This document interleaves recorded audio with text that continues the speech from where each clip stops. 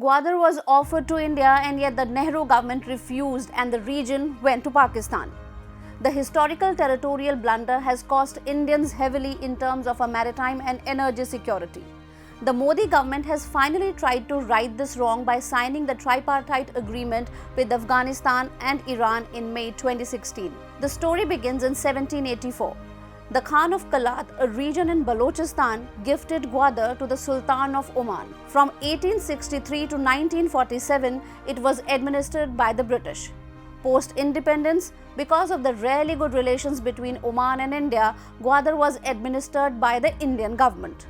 The Khan of Kalat asked the Sultan of Oman to return Gwadar to Pakistan, but the Sultan offered it to India. And as always, the Nehru government once again declined a request that was natural expansion of our territory. Seems like Nehru was always averse to anything that contributed to empowerment of India, which was emerging from the shackles of the foreign rule. Finally, in 1958, the region was sold to Pakistan by Oman for a meager sum of $3 million. For a full 7.5 months, Gwadar was free. Kalat tried to strike a deal with India to avoid Pakistani occupation, but failed. According to a former RAW official, Nehru was busier with Kashmir and Hyderabad and failed to see the significance of a sovereign Balochistan. But the Pakistanis turned out smarter, acted fast and occupied Kalat.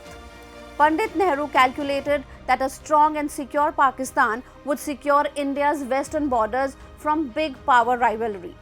We don't need to elaborate how wrong he was. The CPEC, China-Pakistan Economic Corridor by China, started from Pakistan and goes through the Pakistan-occupied Kashmir. It has in itself become a quite contentious issue. The CPEC is causing environmental degradation, is displacing the local population, and is also undermining the stability of the region. Had Gwadar been taken back then, the possibility of CPEC would have been virtually nipped in the bud. Gwadar lies in the corridor of oil-rich and gas-producing Gulf states. It provides economic and strategic ingress to the Indian Ocean. About 1 lakh ships and 70% of the world's oil trade passes through that region. Because of it, Pakistan is growing as a hub of trade and economic activity. It has the potential to change the fate of Pakistan.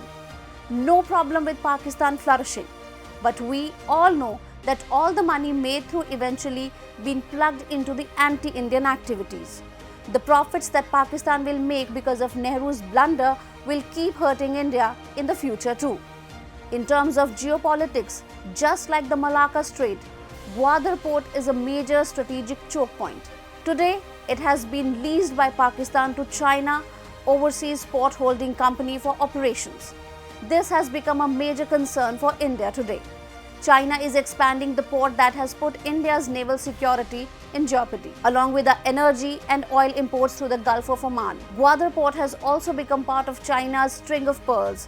This has put more pressure on India's sea surveillance in the Andaman Sea. The Modi government's strategic move to develop the Chabahar Port has come in the wake of these developments. It is meant to counter the China-Pak plan of developing the Gwadar Port. There certainly are challenges because of the partnership with Iran and the low cost of Gwadar route. But none of it would have been an issue if the decision of the Nehru regime were not so short-sighted. If the Nehru government had accepted the request to take Gwadar and Kalat, which would have meant also taking Balochistan, the picture would have looked entirely different.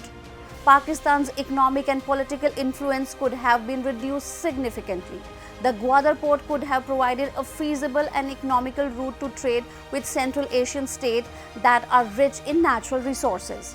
In fact, a huge economic and a geopolitical opportunity was deliberately declined because of the short-sightedness of the Nehru government, while the Modi regime, despite these challenges, is making bold moves and trying to set things right.